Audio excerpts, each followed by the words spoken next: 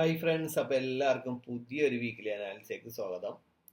അപ്പോൾ ഗോൾഡ് നല്ല ബുള്ളിഷിൽ തന്നെയാണ് ഈ ഒരു മാസം ആരംഭിച്ചിട്ട്. ബുള്ളിഷ് ആയിട്ടുള്ള ഒരു ക്യാൻഡിലാണ് നമുക്ക് കാണുന്നത്. അപ്പോൾ ഏകദേശം ഒരു കഴിഞ്ഞ മന്തിൻ്റെ ഒരു ഇൻസൈഡ് തന്നെയാണ്. നമുക്ക് വീക്കിലേക്ക് വരാം. വീക്കിലേക്ക് വന്നു കഴിഞ്ഞാൽ എന്താണ് സംഭവിക്കുന്നത്? വീക്കിൽ നോക്കിക്കഴിഞ്ഞാൽ കഴിഞ്ഞ ആഴ്ച ബിയറിഷ് ആയിട്ട് കണ്ടെങ്കിലും ഈ ആഴ്ച വീണ്ടും തിരിച്ച് പ്രൈസ് കയറുകയാണ്. കഴിഞ്ഞ ഫ്രൈഡേ പ്രൈസ് വന്ന് നിന്ന പൊസിഷനിൽ നിന്നാണ് പ്രൈസ് തിരിച്ച് കയറിക്കൊണ്ടിരിക്കുന്നത് അല്ലേ. നല്ലൊരു ബുള്ളിഷ് പവറിൽ തന്നെയാണ് പ്രൈസ് കയറുന്നത്. എന്നാലും പലപ്പോഴും ഒരു പ്രീവിയസ് ഹൈ ഒക്കെ എടുക്കുമ്പോഴത്തേക്കും പ്രൈസ് നല്ല രീതിയിൽ പുൾ ബാക്കും എടുക്കുന്നുണ്ട്. ഇപ്പൊ നമുക്ക് കഴിഞ്ഞ വീക്കിലുള്ള ഡേയ്സ് നമുക്ക് നോക്കിയാൽ 5 ഡേയ്സിൽ ആദ്യത്തെ ഒരു 2 ദിവസം നല്ല ബുള്ളിഷ് ഉണ്ടായിരുന്നു. നെക്സ്റ്റ് അതിന്റെ ഹൈ എടുത്തതിന് ശേഷം പ്രൈസ് എന്ത് ചെയ്തു? താഴേക്ക് വന്നു. നെക്സ്റ്റ് ഡേ എന്ത് സംഭവിച്ചു? അതിന്റെ ലോ എടുത്ത ശേഷം പ്രൈസ് മുകളിലേക്ക് വന്നു. വീണ്ടും നെക്സ്റ്റ് ഒരു ഹൈ എടുത്ത ശേഷം പ്രൈസ് താഴേക്ക് വന്നു. അപ്പൊ ഈ ഒരു മൂവ്മെന്റ്സ് നമുക്ക് മനസ്സിലാക്കേണ്ടതെന്ന് വെച്ച് കഴിഞ്ഞാൽ ഈ ഒരു 4 ദിവസത്തെ മൂവ്മെന്റ് പ്രൈസ് ഒരു റേഞ്ചിൽ നിൽക്കുകയാണ്. പ്രൈസ് ഒരു ലോ എടുക്കുന്നുണ്ട്, ഹൈ എടുക്കുന്നുണ്ട് അല്ലെ. ഒരു പ്രീവിയസ് ഡേയുടെ ഹൈയും ലോയൊക്കെ എടുക്കുമ്പോൾ പ്രൈസ് നല്ല രീതിയിൽ റിയാക്ട് ചെയ്യുന്നുണ്ട്. നല്ല ട്രേഡ്സ് നമുക്ക് ആ ഒരു പൊസിഷനിൽ നിന്ന് കിട്ടുന്നുണ്ട്. ഈ ഒരു ട്രേഡ്സ് ആണ് നല്ലൊരു ട്രേഡ്സ് ഉണ്ടായിരുന്നു. അതേപോലെ ഒരു 1 അവർ ഓർഡർ ഫ്ലോയുടെ ട്രേഡ്സ് ഉണ്ടായിരുന്നു. നല്ല നല്ല ട്രേഡ്സുകളായിരുന്നു. ഈ ആഴ്ച ശരിക്കും പറഞ്ഞു കഴിഞ്ഞാൽ പ്രൈസ് ഓപ്പൺ ചെയ്തപ്പോൾ തന്നെ നമുക്ക് നല്ലൊരു എൻട്രി ഉണ്ടായിരുന്നു അല്ലേ. അപ്പൊ അങ്ങനെയുള്ള പല പല എൻട്രികൾസ് നമുക്ക് ഈ ഒരു ആഴ്ച ഉണ്ട്. ഈ ആഴ്ച ഓപ്പൺ ചെയ്ത് തന്നെ ഒരു ഗ്യാപ്പിലായതുകൊണ്ട് തന്നെ ബുള്ളിഷ് ആയിരിക്കും എന്ന് ഉറപ്പായിരുന്നു. ആ എൻട്രി തന്നെ നമ്മുടെ വീക്ക്ലി അനാലിസിൽ കഴിഞ്ഞ ആഴ്ച നമ്മൾ വീക്ക്ലി അനാലിസിൽ പറഞ്ഞ 2 എൻട്രികൾ പല ആൾക്കാരും എടുത്തായിരുന്നു. അത് നമ്മുടെ സ്റ്റുഡൻസ് അല്ലാതെ ഔട്ട്സൈഡ് സ്റ്റുഡൻസ് ഇഷ്ടംപോലെ ആ ട്രേഡ് എടുത്തിട്ട് എനിക്ക് ആഴ്ച തന്നായിരുന്നു. വളരെയധികം സന്തോഷം നിങ്ങൾക്ക് ആ ഒരു പ്രോഫിറ്റ് കിട്ടുന്നതിൽ. ബ്രിട്ടീഷ് പൗണ്ടിന്റെ എൻട്രി ഉണ്ടായിരുന്നു. അങ്ങനെ പല എൻട്രികളും ഉണ്ടായിരുന്നു. അപ്പൊ നമുക്ക് 4 അവറിലേക്ക് വരാം. 4 അവറിലേക്ക് വന്നു കഴിഞ്ഞാൽ എന്താണ് സംഭവിക്കണേന്ന് നമുക്ക് നോക്കാം. 4 അവറിൽ വന്നു കഴിയുമ്പോൾ പ്രൈസ് ഈ ഒരു റേഞ്ചിൽ തന്നെയല്ല. ഇവിടെ നിന്ന് പ്രൈസ് ആ ഒരു ഗ്യാപ്പ് എടുത്ത് നമ്മൾ ആ ഗ്യാപ്പ് ഫില്ല് ചെയ്ത് പ്രൈസ് തിരിച്ച് കയറിയിട്ട് നമുക്ക് ബൈ എൻട്രിയുടെ 1 അവറിന്റെ ഓർഡർ ഫ്ലോ പ്രീവിയസ് ഡേയുടെ ലോയൊക്കെയാണ് നമ്മൾ എടുത്ത ആ ഒരു ട്രേഡ്സ് ആണ് നമുക്ക് ഈ കാണുന്നത്. 4 അവറിന്റെ ഐഡിയ ഒന്നും എടുത്തിട്ടില്ല. ഇതെല്ലാം ഇൻസൈഡ് ക്യാൻഡിൽസ് ആണ്. നമുക്ക് 1 അവറിലേക്ക് വരാം. 1 അവറിലേക്ക് വന്നു കഴിഞ്ഞാൽ പ്രൈസ് ശരിക്കും പറഞ്ഞാൽ 1 അവറിൽ ശരിക്കും പറഞ്ഞാൽ പ്രൈസ് ബിയറിഷ് ആണ്. റേഞ്ചിൽ നിന്നത് കൊണ്ടും പ്രൈസ് ബുള്ളിഷ് ആയത് കൊണ്ടുമാണ് ഞാൻ ശരിക്കും പറഞ്ഞാൽ ഇന്റേണൽ എടുത്തിട്ട് 1 അവറിന്റെ ഒരു ഓർഡർ ഫ്ലോ എടുത്തു. 1 അവറിന്റെ ഓർഡർ ഫ്ലോയിൽ കറക്റ്റ് ആയിട്ട് പ്രൈസ് മിറ്റിഗേഷൻ നടത്തി അവിടുന്ന് പ്രൈസ് കയറിപ്പോയി. നെക്സ്റ്റ് ഉണ്ടോ, ഇവിടെയാണ് പ്രൈസ് ഫസ്റ്റ് മിറ്റിഗേഷൻ നടത്തി. ഇവിടെ നിന്നാണ് പോയത്. നെക്സ്റ്റ് ട്രേഡ് ഏതാന്ന് വെച്ച് കഴിഞ്ഞാൽ ആ ലോ എടുത്തൊന്നല്ല, പ്രീവിയസ് ഡേയുടെ ലോ എടുത്തു. പ്രീവിയസ് ഡേ എന്ന് പറഞ്ഞു കഴിഞ്ഞാൽ ശരിക്കും പറഞ്ഞാൽ ആ ദിവസം പ്രൈസ് ഒരു ബുള്ളിഷ് ക്യാൻഡിലായിട്ടാണ് ക്ലോസ് ചെയ്തത് അല്ലെ. ഇത് കണ്ട ഒരു ബുള്ളിഷ് ക്യാൻഡിലായിട്ടാണ് ക്ലോസ് ചെയ്തത്. അതിന്റെ ലോ പ്രൈസ് വന്നെടുത്തു, പ്രൈസ് അതിന്റെ ഹൈയും ടാർഗറ്റ് എടുത്തു. നല്ല ട്രേഡ്. അപ്പൊ അതിനർത്ഥം പ്രൈസ് ബുള്ളിഷിൽ തന്നെയാണെന്നാണ് പറയേണ്ടത്. എന്നാൽ ഇവിടെ ഹൈ എടുത്തു, ഇതിന്റെ ലോ എടുത്തിട്ടില്ല, ഇതിന്റെ ലോ എടുത്തിട്ടാണ് പ്രൈസ് പിന്നെ കയറിയേക്കുന്നത്. അപ്പോൾ നല്ലൊരു ബുള്ളിഷിൽ തന്നെയാണ്. ശരിക്കും പറഞ്ഞാൽ ഗോൾഡ് ഇപ്പോഴും സ്ട്രിക്റ്റ് ആയിട്ട് ശരിക്കും പറഞ്ഞാൽ നല്ല ബുള്ളിഷിൽ തന്നെയാണ്. നിങ്ങൾക്ക് ബൈ എൻട്രികളൊക്കെ കിട്ടുന്ന നല്ല എടുക്കാം. അതാ നിങ്ങൾക്ക് ബിയറിഷിലേക്ക് നല്ല ഓപ്പർച്യൂണിറ്റി കിട്ടുന്നുണ്ട്. ഇപ്പൊ ആദ്യം ഈ ഹൈ എടുത്തു കഴിഞ്ഞപ്പോഴത്തേക്കും പ്രൈസ് താഴേക്ക് വരും. അപ്പൊ നിങ്ങൾ നോക്കുമ്പോൾ കൊള്ളാം, നല്ല എൻട്രിയാണ്. അപ്പൊ വീണ്ടും നെക്സ്റ്റ് ഈ ലോ ബ്രേക്ക് ചെയ്ത് പ്രൈസ് വീണ്ടും ഈ ഹൈ എടുത്തിട്ടുണ്ട്. അപ്പൊ നിങ്ങൾക്ക് വീണ്ടും ഇവിടെ നിന്ന് സെല്ല് നോക്കാവുന്ന, ധൈര്യമായിട്ട് ആ സെല്ല് നോക്കാന്ന് വെച്ചാൽ പ്രൈസ് ഒരു വട്ടം നമുക്ക് ഈ ഒരു പാറ്റേണിൽ പ്രൈസ് പോയിട്ടുണ്ടെങ്കിൽ അടുത്ത വട്ടം ആ ഒരു പാറ്റേൺ വരുമ്പോൾ ഉറപ്പായിട്ട് റിയാക്ട് ചെയ്യും. മൂന്നാമത്തെ വട്ടം വേറെ രീതിയിലായിരിക്കും റിയാക്ട് ചെയ്യും. നാലാമത്തെ വട്ടം ചിലപ്പോൾ അത് ഫെയിൽ ആക്കാം. അപ്പോൾ ഫസ്റ്റ് ഒരു വട്ടം ഒരു പാറ്റേൺ തന്നാൽ സെക്കൻഡ് നിങ്ങൾക്ക് ധൈര്യമായിട്ട് ആ ഒരു പാറ്റേണിൽ, ധൈര്യമായിട്ട് ആ ഒരു സ്ട്രക്ചറിൽ, ആ ഒരു പി ഒയിൽ നിങ്ങൾക്ക് ധൈര്യമായിട്ട് എൻട്രി എടുക്കാവുന്നതാണ്. അപ്പോൾ നമുക്ക് 50 മിനിറ്റിലേക്ക് വരാം. 50 മിനിറ്റിലേക്കൊക്കെ വന്നു കഴിഞ്ഞാൽ 50 മിനിറ്റിൽ ആദ്യം പ്രൈസ് ഒരു ബുള്ളിഷിലേക്കാണ് മൂവ് ചെയ്തുകൊണ്ടിരുന്നത്. അതിനുശേഷം പ്രൈസ് തിരിച്ച് ബുള്ളിഷിലേക്ക് ആ ചേഞ്ച് ഓഫ് കാറ്റ് വന്നു. വീണ്ടും ഒരു ബ്രേക്ക് സ്ട്രക്ചർ വന്നു. പക്ഷെ ആ ഹൈ എടുത്തു കഴിഞ്ഞപ്പോൾ ആ ലോ എടുത്തു. മേജർ ലോ എടുത്തത് ചേഞ്ച് ഓഫ് കാറ്റ് എന്നിട്ടാണ്. 15th സ്ട്രക്ചർ ഇങ്ങനെ ഇരിക്കും. പലപ്പോഴും നമ്മൾ തെറ്റിദ്ധരിപ്പിക്കുക. കാരണം ഹയർ ടൈം ഫ്രെയിം നോക്കി വേണം എൻട്രി എടുക്കാം. ലോവർ ടൈം ഫ്രെയിം മാത്രമാണ് നോക്കണമെന്നുണ്ടെങ്കിൽ ബുദ്ധിമുട്ടുണ്ടാവും. പല സ്റ്റുഡൻസും പല സ്ഥലങ്ങളിലൊക്കെ പഠിച്ചിട്ട് എന്നെ വിളിക്കാറുണ്ട്. ലോവർ ടൈം ഫ്രെയിം മാത്രമേ പഠിപ്പിച്ചിട്ടുള്ളൂ. അതുകൊണ്ട് പലപ്പോഴും ട്രാപ്പുകളിലാണ് പെടുന്നത്. ചില സമയങ്ങളിൽ എൻട്രി എടുക്കുന്നതിന് പ്രശ്നമില്ല, ധൈര്യമായിട്ട് എടുക്കാൻ പറ്റുന്ന ചില സമയങ്ങളിൽ കിട്ടുന്നില്ല. അത് ഹയർ ടൈം ഫ്രെയിമിൽ നടക്കുന്നത് എന്താണെന്ന് മനസ്സിലായാൽ മാത്രമേ നിങ്ങൾക്ക് ലോവർ ടൈം ഫ്രെയിമിൽ നിന്ന് കറക്റ്റ് ആയിട്ട് ട്രേഡ് എടുക്കാൻ പറ്റുള്ളൂ. ഇപ്പൊ നമ്മളെ സംബന്ധിച്ച് ഈ ചേഞ്ച് ഓഫ് കാറ്റ് കിട്ടുമ്പോൾ നമ്മൾ ഇതിന് വലിയ വാല്യൂ കൊടുക്കുന്നില്ല. ഞാൻ ഓൾറെഡി പറഞ്ഞതാണ് ഇവിടെ നിന്ന് എടുക്കാൻ. ഞാൻ എടുത്തു കഴിഞ്ഞപ്പോഴും നമ്മുടെ മെന്റർഷിപ്പ് ഗ്രൂപ്പിൽ ഞാൻ ഇട്ടതാണ് ഈ ട്രേഡ് അല്ലെ. നിങ്ങൾക്ക് ധൈര്യമായിട്ട് ഈ ട്രേഡ് എടുക്കാമെന്നും പറഞ്ഞു. അതേപോലെ നമ്മൾ ബുള്ളിഷാണ്, ധൈര്യമായിട്ട് ഇനി ബുള്ളിഷിലെ പിഒയില് വന്നെയാണെങ്കിൽ ധൈര്യമായിട്ട് എടുത്തോന്ന് പറഞ്ഞാൽ ഈ ട്രേഡും പല ആൾക്കാരും എടുത്ത് നല്ല പ്രോഫിറ്റ് ഉണ്ടാക്കി. വേറെന്താ പറഞ്ഞാൽ നമ്മൾ പഠിപ്പിക്കുമ്പോൾ അത് കംപ്ലീറ്റ് ആയിട്ട് പഠിച്ചില്ല എന്നുണ്ടെങ്കിൽ പല കാര്യങ്ങളും മനസ്സിലായില്ല. നിങ്ങൾ പല ബാച്ചിലും പോയിരുന്നു അല്ലെങ്കിൽ ഏതെങ്കിലും വീഡിയോ കോഴ്സ് ഒക്കെ ആകുമ്പോൾ അവർ നിങ്ങൾക്ക് പഠിക്കാൻ പറ്റുന്ന ചെറിയ കാര്യങ്ങളായിരിക്കും പഠിപ്പിക്കുന്നത്. പക്ഷെ അതുകൊണ്ട് എന്നും മാർക്കറ്റ് അതേ രീതിയിൽ മൂവ് ചെയ്യൂല. അപ്പൊ എല്ലാ കാര്യങ്ങളും പഠിച്ചു കഴിഞ്ഞാലേ മാർക്കറ്റ് എങ്ങോട്ടൊക്കെ മൂവ് ചെയ്യാൻ സാധ്യതയുണ്ടെന്ന് കറക്റ്റായിട്ട് എൻട്രി എടുക്കാനും സ്വിംഗ് ട്രേഡ് എടുക്കാനും നല്ല പ്രോഫിറ്റിൽ പോകാനും പറ്റുള്ളൂ. ഇപ്പൊ ഗോൾഡിനെ സംബന്ധിച്ച് നല്ല ബുള്ളിഷാണ്. എല്ലാ രാജ്യങ്ങളും നല്ല രീതിയിൽ പർച്ചേസ്, ചൈനയൊക്കെ എന്ന് വെച്ച് കഴിഞ്ഞാൽ നല്ലൊരു ഡൗണിൽ നിന്ന് നല്ല രീതിയിൽ പർച്ചേസ് ചെയ്തിട്ടുണ്ടായിരുന്നു. ഏറ്റവും കൂടുതൽ ആൾക്കാർ ഇൻവെസ്റ്റ് ചെയ്യുന്ന ഒരു പ്ലാറ്റ്ഫോമാണ് ഗോൾഡ്. ഇപ്പൊ കഴിഞ്ഞ പ്രസ്താവനയിലൊക്കെ എലോൺ മസ്ക് ഓൾറെഡി എപ്പോഴും പറഞ്ഞത് ക്രിപ്റ്റോയിലേക്ക് വരണം, അതായത് ഡിജിറ്റൽ ഇൻവെസ്റ്റ്മെന്റിലേക്ക് വരണമെന്ന്. ഇപ്പൊ ഡൊണാൾഡ് ട്രംപും അത് തന്നെ പറയുന്നത്. ഏകദേശം 2 ലക്ഷം BTC അമേരിക്കയുടെ കയ്യിലുണ്ട്. പല ഇല്ലീഗലായിട്ട് പിടിച്ചെടുത്ത അടക്കമുള്ള BTC 2 ലക്ഷം BTC അമേരിക്കയുടെ കയ്യിലുണ്ട്. അപ്പൊ ഏറ്റവും കൂടുതൽ ക്രിപ്റ്റോ, അതായത് ഈ ഡിജിറ്റൽ ഇൻവെസ്റ്റ്മെന്റ് അവരുടെ കയ്യിലുണ്ട്. അതല്ലാതെ ഇപ്പൊ ഗോൾഡിൽ ഒരു ചെറിയൊരു മാറ്റം വരാൻ പോകുന്ന ഒരു പ്രസ്താവന ഡൊണാൾഡ് ട്രംപിന്റെ അടുത്ത് നിന്നുണ്ടായിരുന്നു. അതായത് അവരുടെ സ്വർണ്ണശേഖരം എന്ന് പറഞ്ഞാൽ ലോകത്തിലെ ഏറ്റവും കൂടുതൽ സ്വർണ്ണശേഖരം, ഏറ്റവും നല്ല റിസർവ് ഉള്ളത് അവരുടെ കയ്യിലാണ്. ഏകദേശം 8333 മെട്രിക് ടണ്ണാണ് അവരുടെ കയ്യിലുള്ളത്. അതിൽ പകുതിയോളം അവരൊരു സ്ഥലത്ത് ഏകദേശം 50 വർഷമായിട്ട് അതിന്റെ കണക്കെടുത്തിട്ടില്ല. പകുതി, അതായത് 4581.5 മെട്രിക് ടണ്ണിന്റെ കണക്ക് അവർ ഇതേവരെ അത്ര അവരുടെ കയ്യിൽ ഉണ്ടെന്ന് പറയുന്നുണ്ട്. അവരൊരു സൈനിക താവളത്തിലാണ് അത് ശരിക്കും പറഞ്ഞാൽ റിസർവ് ചെയ്തിരിക്കുന്നത്. അപ്പൊ അതിന്റെ കണക്കെടുക്കാൻ വേണേ, കണക്കെടുത്ത് കഴിയുമ്പോഴുള്ള പ്രശ്നം എന്ന് പറഞ്ഞു കഴിഞ്ഞാൽ അത്രയും സ്വർണം അവിടെ ഉണ്ടെങ്കിൽ ഗോൾഡ് വീണ്ടും കയറിപ്പോകും. അപ്പോൾ ശരിക്കും പറഞ്ഞു കഴിഞ്ഞാൽ നമ്മുടെ കേരളത്തില് തിരുവനന്തപുരത്ത് ടെമ്പിളിന്റെ അത് ഇത്ര സ്വർണം ഉണ്ടാകാമെന്ന് നമ്മൾ പറയല്ലേ. പക്ഷെ ഇത് ഉള്ള സ്വർണം ഉണ്ട്, നേരത്തെ കണക്കെടുത്ത് വെച്ചതാണ്. പക്ഷെ ഇത് എല്ലാ വർഷവും ഇപ്പൊ കണക്കെടുക്കുന്നില്ല, അവിടെ അത് ഉണ്ട്. പക്ഷെ അത് തുറന്ന് അത് കണക്കെടുക്കാനായിട്ട് പോകാനുള്ള ഒരു തീരുമാനം ഡൊണാൾഡ് ട്രംപ് എടുത്തിട്ടുണ്ട്. അങ്ങനെ ആ ഒരു തീരുമാനം അവരെടുത്ത് അത് മുന്നോട്ട് പോയി അതിന്റെ കണക്കെടുക്കുകയാണെന്നുണ്ടെങ്കിൽ, അത്രയും സ്വർണം അവിടെ ഉണ്ടെന്നുണ്ടെങ്കിൽ സ്വർണത്തിന്റെ വാല്യൂ വീണ്ടും കയറും. വീണ്ടും കയറും എന്ന് മാത്രമല്ല, അമേരിക്കൻ ഡോളർ ഭയങ്കരമായിട്ട് ശക്തമാവും. അമേരിക്കയിലുള്ള അതായത് പല ട്രേഡിംഗ് സംവിധാനങ്ങളും ഭയങ്കര ശക്തമായി മാറും. നമ്മൾ ചിന്തിക്കുന്നത് പോലെ എന്നല്ല, അവര് ഭയങ്കര സാമ്പത്തിക ശക്തിയാണെന്ന് പറയുന്നതല്ല, അത് തെളിയിച്ച് കാണിക്കും. പക്ഷേ അവിടെ അത്രയും സ്വർണം ഇല്ല എന്നുണ്ടെങ്കിൽ സ്വർണത്തിന് നെഗറ്റീവാണ്. അമേരിക്ക എന്ന് പറയുന്ന ഗവൺമെന്റിന് നെഗറ്റീവാണ്. അപ്പൊ അവര് അത്ര നെഗറ്റീവ് ആവുന്ന ഒരു കാര്യത്തിൽ അവരത് പോസിറ്റീവ് ആവുന്ന രീതിയിലുള്ള ഒരു തീരുമാനം എടുക്കുള്ളൂ എന്ന് പല ആൾക്കാരും പറയുന്നുണ്ട്. അവിടെ ഉണ്ടെങ്കിൽ മാത്രമേ തുറക്കുള്ളൂ. പക്ഷെ ഡൊണാൾഡ് ട്രംപ് ആദ്യമേ തന്നെ പറഞ്ഞിട്ടുണ്ട്, ഇനി ഇതേപോലെയുള്ള ഫിസിക്കൽ അസറ്റിലല്ല നമ്മൾ ഇൻവെസ്റ്റ് ചെയ്യേണ്ടത്, ഡിജിറ്റൽ അസറ്റിലാണെന്ന്. അപ്പൊ അതിന്റെ അദ്ദേഹം എന്തൊക്കെയാണ് കണ്ടിരിക്കുന്നതെന്ന് പറയാൻ പറ്റൂല. അപ്പൊ അത് ഉടനെയൊക്കെ ഉണ്ടെന്നുണ്ടെങ്കിൽ അത് പോസിറ്റീവ് ആണെങ്കിൽ തീരുമാനിച്ചു 3000 കടന്ന് 3500 കടന്ന് പ്രൈസ് നല്ല രീതിയിൽ തന്നെ ബുള്ളിഷ് പോകും. പെട്ടെന്നൊന്നും ബിയറിഷിലേക്ക് വരാനുള്ള സാധ്യത ഉണ്ടാകില്ല. ഇതൊക്കെ ശരിക്കും പറഞ്ഞാൽ ഫണ്ടമെന്റൽ ആണ്. നമുക്ക് പുറത്തുനിന്നുള്ള ന്യൂസും കാര്യങ്ങളാണ് ഇത് അടിസ്ഥാനമാക്കി നോക്കിയാൽ ശരിക്കും പറഞ്ഞു കഴിഞ്ഞാൽ ബുള്ളിഷ് തന്നെ ഉണ്ടാവും. പക്ഷെ നെഗറ്റീവ് ആണെന്നുണ്ടെങ്കിൽ പ്രൈസ് ബിയറിഷിൽ വരാനും, ബിയറിഷിൽ തന്നെയാണെങ്കിലും എന്നെ സംബന്ധിച്ച് ബിയറിഷിൽ തന്നെയാണെങ്കിലും പോസിറ്റീവ് തന്നെയാണെങ്കിലും ഞാൻ ടെക്നിക്കൽ അനാലിസിസ് മാത്രമേ നോക്കാറുള്ളൂ. നമ്മൾ ഫണ്ടമെന്റൽ ശ്രദ്ധിക്കാറുണ്ട്. എന്തായാലും ടെക്നിക്കൽ പ്ലസ് ഫണ്ടമെന്റലും കൂടി നോക്കിയാൽ നല്ല രീതിയിൽ നമുക്ക് പ്രോഫിറ്റ് ഉണ്ടാക്കി പോകാൻ പറ്റും. അപ്പോൾ പക്ഷെ ഒരിക്കലും ഫണ്ടമെന്റൽ നോക്കി ഞാൻ ഒരു തീരുമാനവും എൻ്റെ ട്രേഡിൽ എടുക്കാറില്ല. എന്നാൽ ടെക്നിക്കൽ നോക്കി ഫണ്ടമെന്റൽ നോക്കാതെ ഞാൻ പല തീരുമാനങ്ങൾ എടുക്കാറുണ്ട്. പക്ഷെ അതിലൊരു പ്രോബ്ലം ഇല്ല. കറക്റ്റായിട്ട് ഞാൻ ഇൻസ്റ്റിറ്റ്യൂഷന്റെ മൂവ്മെന്റ്സ് ആണ് പോകുന്നത്. ഇൻസ്റ്റിറ്റ്യൂഷൻ പുറത്തൊരു ഫണ്ടമെന്റലിന്റെ തീരുമാനത്തിൽ ഇൻസ്റ്റിറ്റ്യൂഷൻ മൂവ് ചെയ്തിട്ടുണ്ടെങ്കിൽ അതെനിക്ക് ടെക്നിക്കൽ പരമായിട്ട് എനിക്ക് ചാർട്ട് നോക്കുമ്പോൾ മനസ്സിലാവും. അതുകൊണ്ട് സുഖമായിട്ട് ട്രേഡ് ചെയ്യാൻ പറ്റും.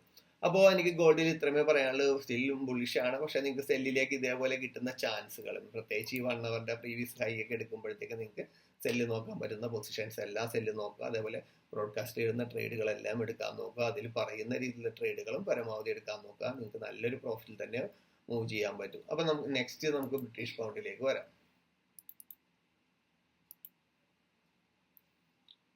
ബ്രിട്ടീഷ് പൗണ്ടിൽ ഓൾറെഡി നമ്മൾ ആ ഡേയിൽ നിന്ന് എടുത്തേക്കണത് ഒന്നും പറയണ്ട, നല്ല ബുള്ളിഷാണ്. ഞാൻ പറഞ്ഞതാണ് ഇങ്ങനെയുള്ള ഹയർ ടൈം ഫ്രെയിമിലത്തെ ട്രേഡ്സുകളൊക്കെ വരുമ്പോഴത്തേക്കും ഹോൾഡ് ചെയ്യണമെന്ന്. നിങ്ങൾ ഹോൾഡ് ചെയ്ത് പഠിക്കണമെന്ന്. എന്താണെന്ന് വെച്ച് കഴിഞ്ഞാൽ നമ്മളുടെ സെറ്റപ്പ് അത്ര അടിപൊളിയല്ലേ, നമ്മൾ പഠിപ്പിക്കുന്ന രീതിയിലല്ലേ പ്രൈസ് എല്ലാം അടിപൊളിയായിട്ട് മൂവ് ചെയ്യുന്നത്. പ്രൈസ് എങ്ങോട്ട് മൂവ് ചെയ്ത് കഴിഞ്ഞാൽ നമുക്ക് ഐഡന്റിഫൈ ചെയ്യാൻ പറ്റുന്നില്ലേ. അപ്പൊ ധൈര്യമായിട്ട് ഇതേപോലെ നിങ്ങൾക്ക് ലോങ് ടൈം കിട്ടുന്ന, പ്രത്യേകിച്ച് ഈ കറൻസിയിലൊക്കെ കിട്ടുന്ന ലോങ് ടൈം കിട്ടുന്ന ട്രേഡുകളെല്ലാം തന്നെ എടുക്കുക.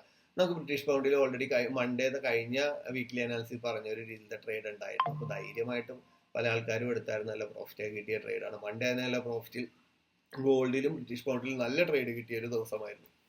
അപ്പോൾ നമുക്ക് മന്തിലേക്ക് വരാം. നല്ല ശക്തമായിട്ടുള്ള ഒരു ബുള്ളിഷ് ക്യാൻഡിൽ തന്നെയാണ് നമുക്ക് അവിടെ കാണാൻ പറ്റുന്നത്. ഇനി ഇവിടെ പ്രൈസ് ഒരു പുൾ ബാക്ക് എടുക്കാൻ പറ്റുന്ന ഒരു സെറ്റപ്പ് ഒന്നും ഞാൻ കാണുന്നില്ല. അല്ലാന്നുണ്ടെങ്കിൽ ഈ ഹൈ എടുത്തു കഴിഞ്ഞാൽ വീണ്ടും പ്രൈസ് ഒന്ന് താഴേക്ക് പോവാം. ഹൈ ലിക്വിഡിറ്റി ഗ്രാബ് ചെയ്ത് കഴിഞ്ഞാൽ വീണ്ടും നല്ല രീതിയിൽ പ്രൈസ് താഴേക്ക് പോവാം.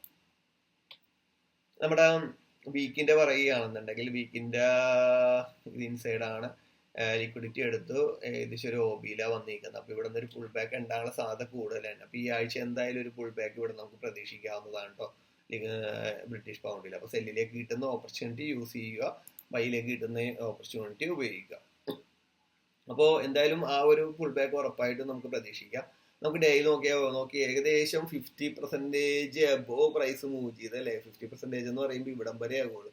അതിന് അപ്പുറമാണ് പ്രൈസ് നമ്മുടെ ഈ ഒരു മൂവ്മെന്റ്സ് തന്നിരിക്കുന്നത്. ഇവിടെ ഏകദേശം മാസങ്ങൾ കൊണ്ടാണ് മൂവ് ചെയ്തേക്കണമെങ്കിൽ ഇവിടെ ഏകദേശം വളരെ കുറവ് ദിവസങ്ങൾ കൊണ്ടാണ് മൂവ് ചെയ്തത്. 50% അബോവ് പ്രൈസ് മൂവ് ചെയ്തു.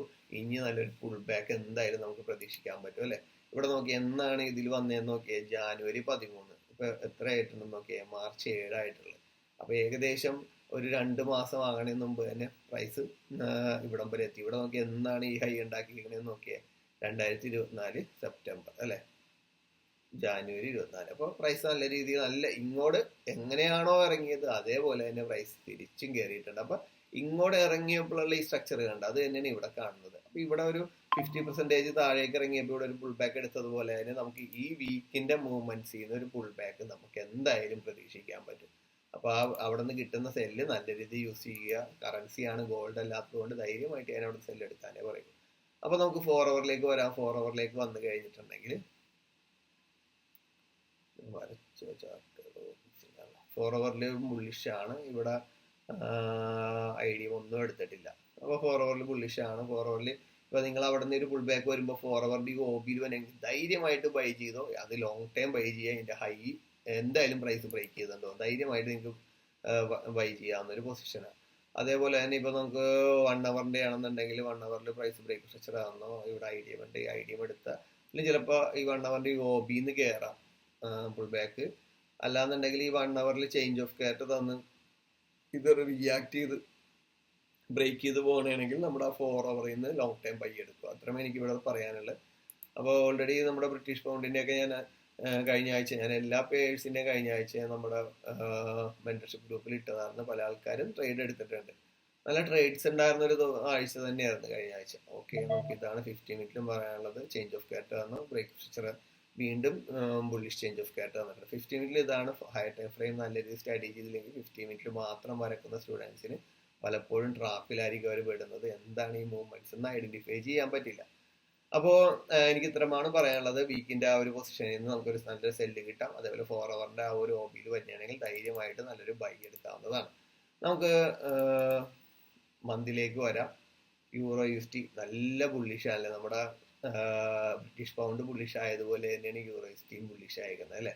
നല്ല ബുള്ളിഷാണ്. നമ്മൾ പലപ്പോഴും സെല്ല് പറഞ്ഞ പൊസിഷനൊക്കെ റിയാക്ട് ചെയ്തു ഫെയിലായി പോയേ ചെയ്തത്. 1-2 TP ഒക്കെ അടിച്ചിട്ടാണ് ഫെയിലായത്. എന്നാൽ ബൈയിലേക്കുള്ള സാധ്യത നല്ലത്. ഈ വീക്ക് നോക്കിയാൽ ഏതൊരു വീക്കിനേക്കാളും നല്ല ബുള്ളിഷ് നല്ല രീതിയിൽ യൂറോ USD കയറി വന്നിട്ടുണ്ട്. അപ്പൊ ഇവിടെ നമ്മൾ നോക്കുകയാണെങ്കിൽ ഇന്ത്യകൾ ഐഡിയം എടുത്തിട്ടുണ്ട്. ഒരു OB ഐഡിയം എടുത്ത ക്യാൻഡിൽ തന്നെയാണ് ഇതിൽ വന്നേക്കണമെങ്കിൽ ചിലപ്പോൾ ഇവിടെ നിന്ന് ചിലപ്പോൾ ഇറങ്ങാം. അല്ലാന്നുണ്ടെങ്കിൽ ഈ OB ഹൈ ബ്രേക്ക് ചെയ്ത് ബോഡി ബ്രേക്ക് ചെയ്ത് തന്നെയാണെങ്കിൽ ഇവിടെ നിന്ന് ശക്തമായിട്ട് പ്രൈസ് ഇറങ്ങാം. നമുക്ക് ലോങ് ടൈം സെല്ല് നോക്കാൻ പറ്റുന്ന ഒരു പൊസിഷനാണ്. ഇപ്പൊ നമ്മൾ ഡേയിലേക്ക് വരികയാണെങ്കിൽ ഡെയിലി ചേഞ്ച് ഓഫ് ക്യാരക്ടർ വന്നിട്ടുണ്ട്. നമ്മുടെ OB-യിലാണ് വന്ന് നിൽക്കുന്നത് അല്ലെ. ഡേയുടെ ഒരു പ്രീവിയസ് ആയിട്ടുള്ള ഒരു ഡിസിഷൻ OB-യിൽ നേരത്തെ ഉണ്ടായിരുന്ന ഒരു ബിയർഷിലേക്ക് തന്ന ഒരു സ്ട്രക്ചറിന്റെ ഒരു OB-യിലാണ് പ്രൈസ് വന്നിരിക്കുന്നത്. ഇവിടെ നിന്ന് റിയാക്ട് ചെയ്യുമല്ലോ എന്ന് വെച്ച് കഴിഞ്ഞാൽ ഇനിയും സാധ്യത തന്നെ ഉണ്ട്. ഇന്നൊന്ന് റിഫൈൻ ചെയ്ത് നോക്കിയാൽ മതി നിങ്ങൾ. 4 hourലേക്കും 1 hourലേക്കും 50 മിനിറ്റിലേക്കൊക്കെ ഒന്ന് റിഫൈൻ ചെയ്ത് കഴിഞ്ഞാൽ ഇവിടെ ഏത് OB-യാണ് എക്സ്ട്രീം ഉള്ളത് അവിടെ നിന്നായിരിക്കും പ്രൈസ് റിയാക്ട് ചെയ്യാൻ പോകുന്നത്. നമുക്ക് 4 hourലേക്ക് വരാം. 4 hourലും price bullish change of character ആണ് തന്നിരിക്കുന്നത്. അതിനുശേഷം ഐഡിയം എടുത്തിട്ടുണ്ട്. ബുള്ളിഷിൽ തന്നെയാണ് നല്ല രീതിയിൽ പ്രൈസ് ബുള്ളിഷിൽ പോകുന്നുണ്ട്. ഇവിടെ ഒരു ചേഞ്ച് ഓഫ് ക്യാരക്ടർ വന്നു കഴിഞ്ഞാൽ പ്രൈസ് തിരിച്ചു വരാനുള്ള സാധ്യത കൂടുതൽ തന്നെയാണ് കേട്ടോ. 1 hourലാണെന്നുണ്ടെങ്കിലും പ്രൈസ് 1 hourല് ബ്രേക്ക് സ്ട്രക്ചർ തന്നു. വീണ്ടും 1 hourന്റെ മേജറിൽ ലിക്വിഡിറ്റി ഗ്രാബ് ചെയ്തു. വീണ്ടും നല്ല ബുള്ളിഷിൽ തന്നെയാണ്. അവിടെ 4 hourന്റെ ഐഡിയ ഉണ്ടായിരുന്നു. അതേ പൊസിഷനിൽ തന്നെ 1 hourന്റെ മേജർ ലോയും ലിക്വിഡിറ്റി ഗ്രാബ് ചെയ്താൽ പ്രൈസ് കയറി. അപ്പോൾ ഇത് നല്ലൊരു ബൈ സെറ്റപ്പ് ആണെന്ന് ഞാൻ പറയുള്ളൂ. ഇവിടെ നമ്മൾ നോക്കിക്കഴിഞ്ഞാൽ 1 hourന്റെ നല്ലൊരു IFC ക്യാൻഡിൽ ഉണ്ട്. നല്ല ശക്തമായ IFC ക്യാൻഡിൽ അതിന്റെ ലോ ബ്രേക്ക് ചെയ്തിട്ടുണ്ട്. ഹൈ പ്രൊട്ടക്റ്റഡ് ആണ് പ്രൈസ്. അപ്പൊ ഈ ഒരു OB-യിലേക്ക് വരെ ഈ റിയാക്ഷൻ ഉണ്ടാവും. മണ്ടേ നോക്കിയിട്ട് വേണം ഇതിൽ നിന്ന് ട്രേഡ് നോക്കാനായിട്ട്. അപ്പൊ നമ്മുടെ നെക്സ്റ്റ് നമ്മുടെ ഓസ്ട്രേലിയൻ ഡോളറിലേക്ക് വരാം. ഓസ്ട്രേലിയൻ ഡോളറിലും കഴിഞ്ഞ ആഴ്ച നമുക്ക് ട്രേഡ് ഉണ്ടായിരുന്നതാണ്. ട്രേഡ് ഞാൻ ഇട്ടതാണ്. പല ആൾക്കാരും ഓസ്ട്രേലിയൻ ഡോളറിൽ ആദ്യമായിട്ട് ട്രേഡ് എടുത്തു. പക്ഷെ നല്ല ട്രേഡ്സുകളായിരുന്നു. അതുകൊണ്ടാണ് ഞാൻ ആ ട്രേഡ് അഴിച്ചു തന്നത്. പല ആൾക്കാർക്ക് നല്ല യൂസ്ഫുൾ ആയിട്ടുള്ള ഒരു ട്രേഡ് ആയിരുന്നു. നമുക്ക് നോക്കാം. ഓസ്ട്രേലിയൻ ഡോളർ ഓൾറെഡി നമ്മുടെ ബ്രിട്ടീഷ് പൗണ്ട് അതേപോലെ തന്നെ യൂറോനെ പോലെ നല്ല ബുള്ളിഷ് ഒന്നുമല്ല. അതൊക്കെ നല്ല എക്സ്ട്രീം ബുള്ളിഷിലാണ് പോയേക്കണമെങ്കിൽ യൂറോ ഒക്കെ നല്ല ബുള്ളിഷ് അല്ലേ. പക്ഷെ ഇതൊരു ഇൻസൈഡ് ക്യാൻഡിൽ തന്നെയാണ് മന്തിൽ ഉണ്ടായത്. നമുക്ക് വീക്കിലേക്ക് വരാം. ജസ്റ്റ് പ്രീവിയസ് വീക്കിന്റെ ലോയിൽ എടുത്ത് പ്രൈസ് അവിടെ നിന്ന് റിയാക്ട് ചെയ്തു.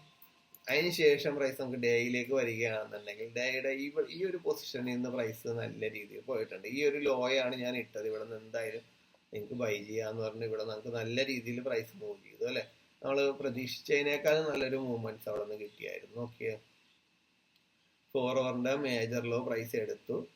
അവിടെ നിന്നാണ് പ്രൈസ് കയറി പോന്നിരിക്കുന്നത്. അപ്പൊ ഇവിടെ ഒരു IFC ക്യാൻഡിൽ വന്നു. നെക്സ്റ്റ് ക്യാൻഡിൽ ബോഡി ബ്രേക്ക് ചെയ്തു. നമുക്ക് ഇവിടെ നിന്ന് ആയപ്പോഴത്തേക്കും നമുക്ക് നല്ലൊരു എൻട്രി ആയിരുന്നു. ഈ എൻട്രി നമുക്ക് എവിടം വരെ എടുക്കാമെന്നാണ് പറഞ്ഞതെന്ന് വെച്ചാൽ നമ്മുടെ 4 hourന്റെ ഡിസിഷൻ ഓബി വരെ നമുക്ക് നോക്കാമെന്ന് പറഞ്ഞു. കറക്റ്റ് ആയിട്ട് 4 hourന്റെ ഡിസിഷൻ ഓബിയും അതിന്റെ മേളിലുള്ള വിക്ക് ഓബിയിലേക്കൊക്കെ പ്രൈസ് കയറി വന്നിട്ടുണ്ട്. ഇവിടെ നിന്ന് വീണ്ടും റിയാക്ഷൻ കിട്ടി. എവിടെ നിന്നാണ് നമുക്ക് റിയാക്ഷൻ കിട്ടിയത്? നമുക്ക് ഇവിടെ 4 hourന്റെ നല്ലൊരു IFC ക്യാൻഡിൽ, ഇവിടെ കണ്ടതിനേക്കാളും ബെസ്റ്റ് IFC ക്യാൻഡിലാണ്. നെക്സ്റ്റ് ക്യാൻഡിൽ ബോഡി ബ്രേക്ക് ചെയ്ത് അവിടെ നിന്ന് റിയാക്ട് ചെയ്ത്. അപ്പൊ ഇവിടെ നിങ്ങൾക്ക് കിട്ടുന്ന ലോ ടൈം ഫ്രെയിമിൽ ഏത് എൻട്രി നിങ്ങൾക്ക് എന്ത് ചെയ്യാം, സെല്ലിലേക്ക് നോക്കാവുന്നതാണ്. അപ്പൊ ഓസ്ട്രേലിയൻ ഡോളറിൽ നല്ല ട്രേഡ്സുകളാണ് രണ്ട് സൈഡിലേക്കും കിട്ടിയത്. നമുക്ക് 1 hourലേക്ക് വരികയാണെങ്കിൽ പ്രൈസ് ഇപ്പോൾ വന്ന് നിൽക്കുന്നത് 1 hourന്റെ ഒരു ഡിസിഷൻ ഓബിയിലാണ്. അവിടെ നിന്ന് പ്രൈസ് ഒന്ന് ജസ്റ്റ് ഒന്ന് റിയാക്ട് ചെയ്തിട്ടുണ്ട്. ഇനിയും കയറി പോവുകയാണെന്നുണ്ടെങ്കിൽ ഈ ഹൈയിലേക്ക് പോരാം. പക്ഷെ വീണ്ടും ചിലപ്പോ നമ്മുടെ ഈ 4 hourന്റെ IFC ക്യാൻഡിൽ ഉണ്ടല്ലോ, ഇത് മിറ്റിഗേഷൻ നടക്കാഞ്ഞത് കൊണ്ട് തന്നെ ഇതിൽ വന്നു കഴിയുമ്പോൾ വീണ്ടും ഒന്ന് റിയാക്ട് ചെയ്താൽ അപ്പൊ ഈ ലോ എടുത്ത് ഇങ്ങോട്ട് പ്രൈസ് വരാം. ചിലപ്പോൾ താഴേക്ക് തന്നെ പോരാൻ പറയാൻ പറ്റില്ല. അപ്പൊ അതൊന്നും നോക്കണം. രണ്ട് സൈഡിലേക്കും ഓസ്ട്രേലിയൻ ഡോളറിന് ഓപ്പർച്യൂണിറ്റി ഉണ്ട്.